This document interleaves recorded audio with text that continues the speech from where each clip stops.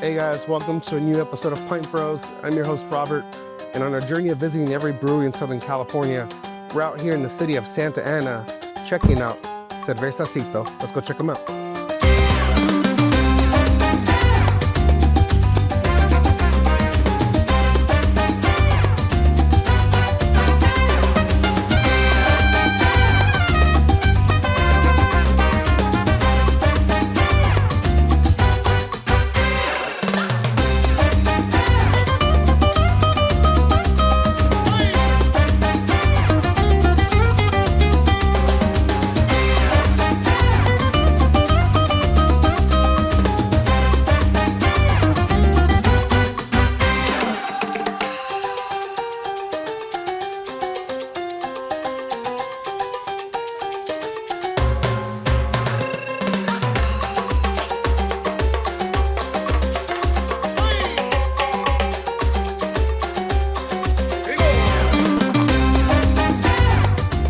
Guys, we are joined here today with Michael, the general manager here in Cerveza Cito.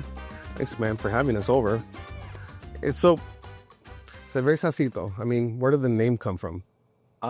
It's a kind of a play on our parent company. So we're owned by Suavecito, which is like a men's grooming company and women's hair care and cosmetics company. So we started that company about 12, 13 years ago. So when the idea came to, we'll get to that, having the brewery, we threw a couple names around, but we eventually just stuck with the CITO part and just came up with Cerveza Cito. I like that. That's cool. How long has this place actually been here? We've been here since October 1st, 2020. Okay. We opened in the middle of COVID. It seems like a lot of breweries tend to have opened around that time. Yeah, it was timing and a little bit of stupidity, but yeah, we made it through. Yeah. No, I mean, it's great that you guys were able to push through that difficult time and thrive. I mean, yeah, so that's awesome. We have a lot of support, so I think without that, it would have been a lot harder. Yeah, for sure. And then Santa Ana, who chose pretty much this location? So our parent company is based out of Santa Ana. It's three guys that started it, two brothers and a neighborhood friend. And then I also grew up in the neighborhood with them. They were all born and raised in Santa Ana. So it just was where we wanted to have our heart, and that's where our roots are. And we had opportunities to go out to a bigger warehouse out in the IE and different areas, but we just really wanted to stick to home because of a pride thing. We're really proud of where we're from, and we just think that Santa Ana has a lot of potential. So that's awesome. I like that. Another brew house? Oh yeah.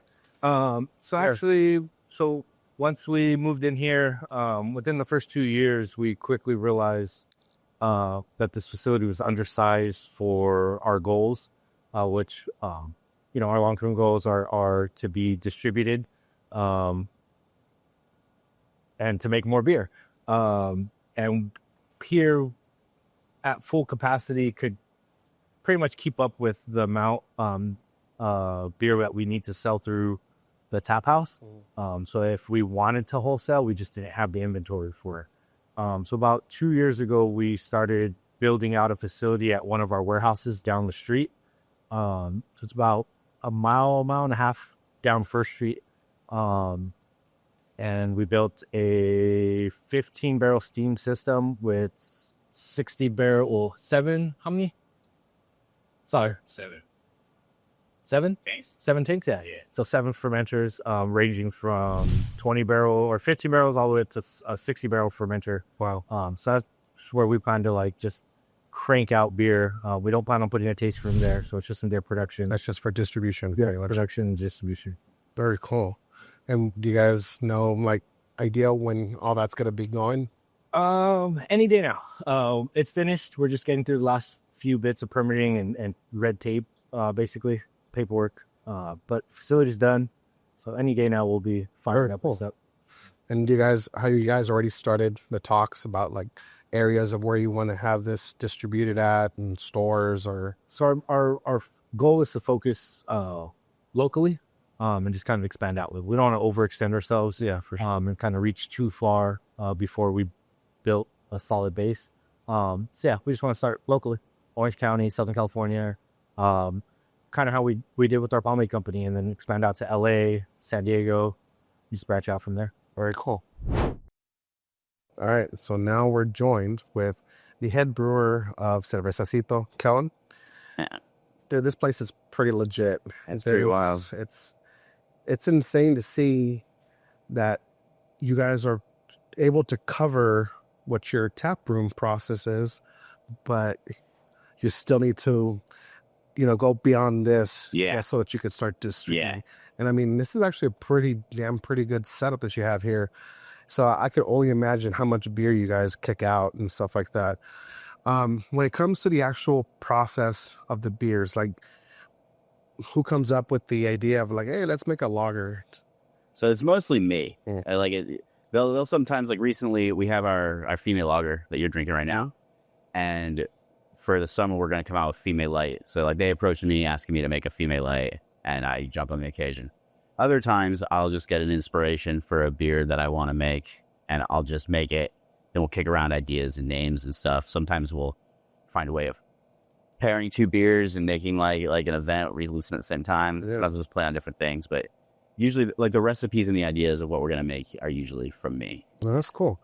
And then how many beers would you say at a given time you have on tap? Probably at a given time, I would say around 10. Would you? Yeah. More? Less? 20? 20 of that. Right. On tap. It is 20, isn't it? Wow. We have 20 points out stash right now. But like, how many of them are seltzers? Because I wasn't counting seltzers. Okay. You could include seltzers. Okay. So, We got like 6 seltzers? Sorry. no, that's insane. So we got like 6 seltzers and then like probably 14 beers, I guess. On That's right impressive. Yeah. Wow, that sounds like so much work. It's really not.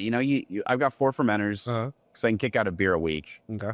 So over time, you can build up your back stock, and then the regulars you can keep doing regularly. That's true. It makes enough to sell out the door.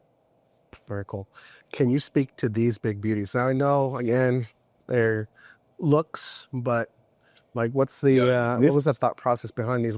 Did you guys buy these, or were these inherited by the previous? These were inherited by the previous company. We got it from them, and they were already here when I came here. I didn't open the company. I joined last year. Okay. This is exciting because I came from a background of bigger breweries with bigger systems, more automated.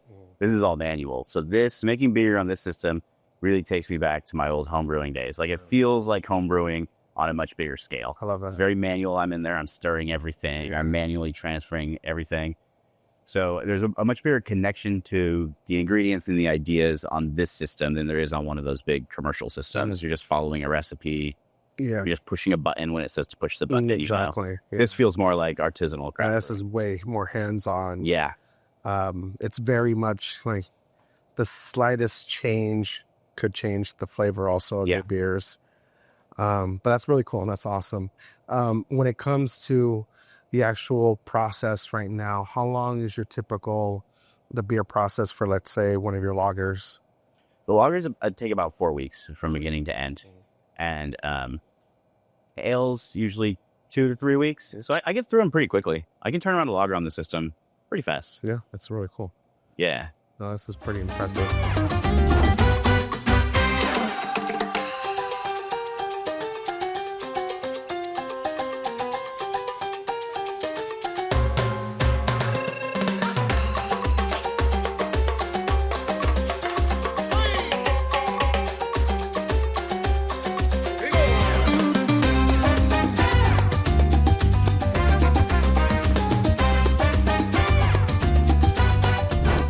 So which 3 do we have here? Are these like your top sellers? Or are these personal picks?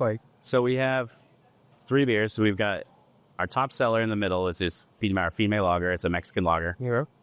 Here on the right, we've got our new blonde ale called De La Sol. Very fun. And over on the left, we have our new West Coast IPA, Shaky Dog. Awesome. So This is my personal favorite beer that we Shaky had. dog. Yeah, but I'm a hophead, you know. I'm All right. IPA all day. I'm Right? right there with you.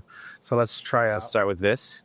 All right. So again, what was the beer again? So this is De La Soul. It's our new blonde ale, and I tend to find blonde ales to be oftentimes one note and boring.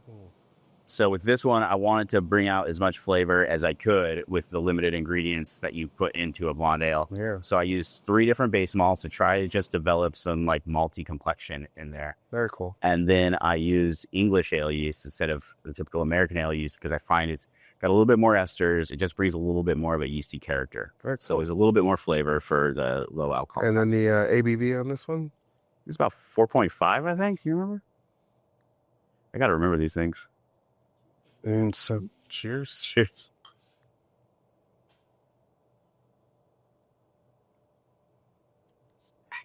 Yeah, for sure.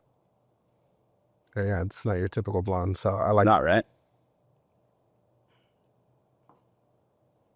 You get a little bit like, I don't know, I get a lot of the yeasty, bready character at the end. For sure. Comes through. It's a little tart. Mm-hmm. But it also has like this fun, crisp, clean. I'm trying to figure out the taste at the beginning. There's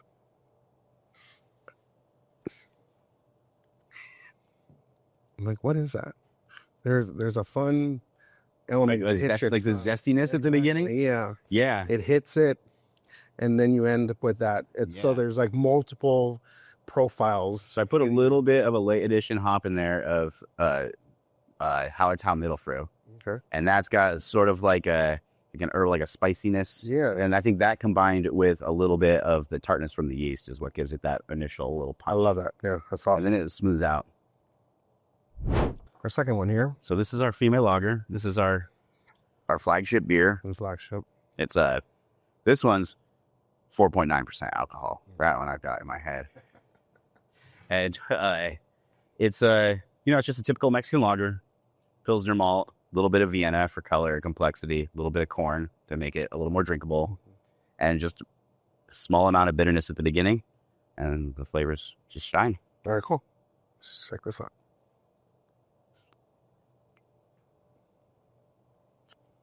You can even smell the corn Yeah. at the very beginning.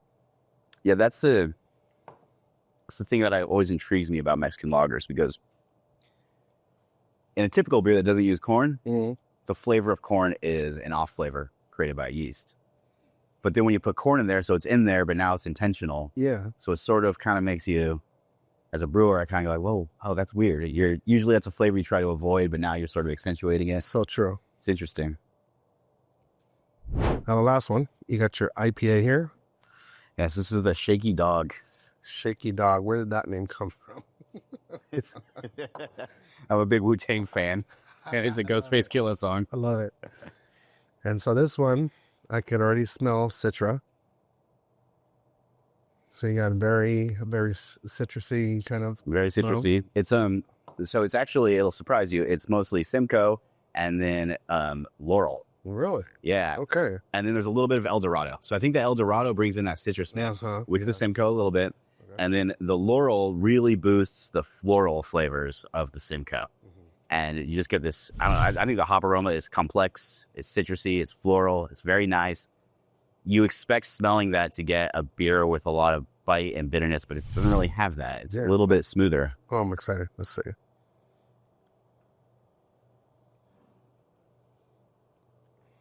Oh, yeah. Yeah, I'm a big IPA head right here. So for me, this would be where I would be at. And yeah, and you have that instant aroma and flavor of your citrus, but you got your hops in there. Mm-hmm. It stays on your tongue. It does. I love that. Yeah. Well, Colin, I really appreciate you guys having us over here, giving us like the lowdown of this place. This building itself has so much character, and the beers are incredible. The staff here is really cool. So I really appreciate you guys having us out here and allowing us a little tour, So you guys make sure when you're out here in the city of Santa Ana, come and check out Cerveza Cito out off of, what's the street over here?